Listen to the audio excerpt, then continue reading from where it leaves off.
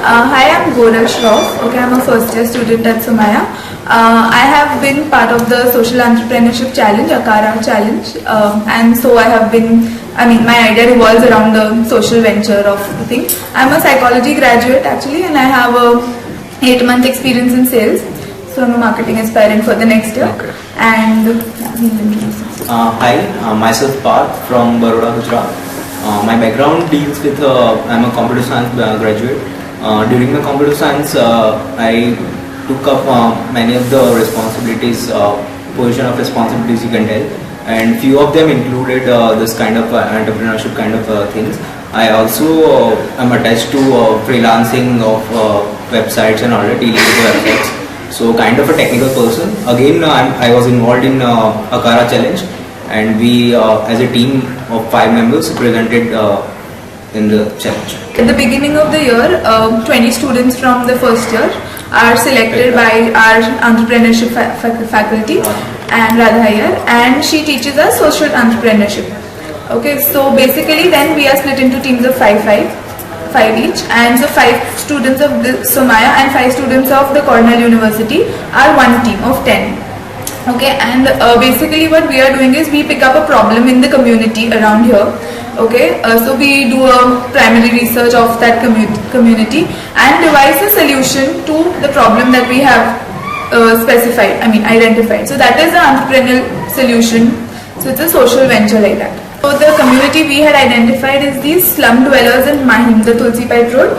Okay, so basically they are these Rajasthani origins from Rajasthan, and they know basket weaving. Okay, so they make baskets out of the bamboo sticks. So basically when we met them, there were 3 basic problems we had identified as their health issues. They don't have any secure place to keep their savings because they deal with small denominations on a day-to-day basis. It's like a daily earning kind of thing, and they used to gamble it or put it in alcohol and all. So they didn't have, since they don't have identification documents. Secure source was not there. They didn't have bank accounts and all. What happened is that each and every week they used to earn some X amount of money. Then after the end of the week, at that time when they needed this money, there was no money because they used to use it in gambling. They used to have something like this source of money is coming, but then there was no specific thing to save that money. So and again, their perception is like they were very hesitant to go to banks and put their money. Secondly, their problem was that they do not have any specific proofs so that they can go to bank and register themselves as a user. So we have devised a model in which we have collaborated with an NGO. Okay, there is this NGO called Unity Foundation, which is close to the community. They work for health-related projects with them.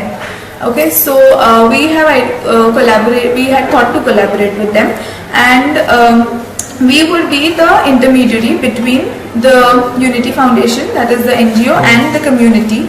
And we would collect the family-wise savings, like there are 35 odd families staying there.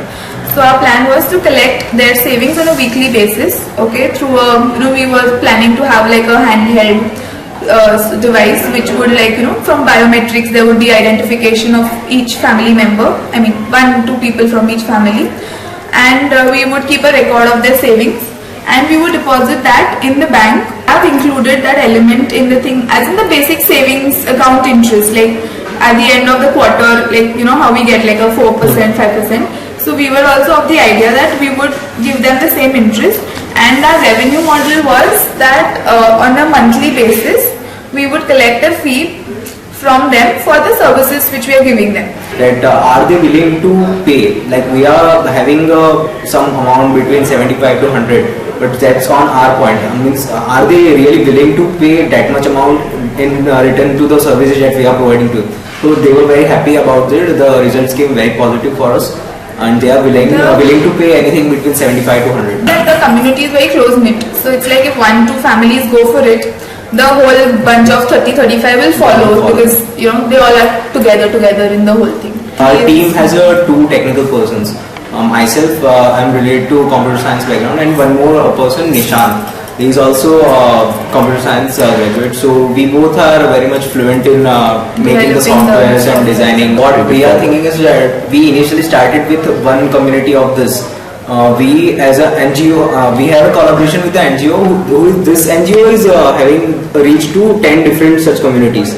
So what our future is like, we want to expand our plan to not only a single community, but we want to help all these communities which are having such similar problems.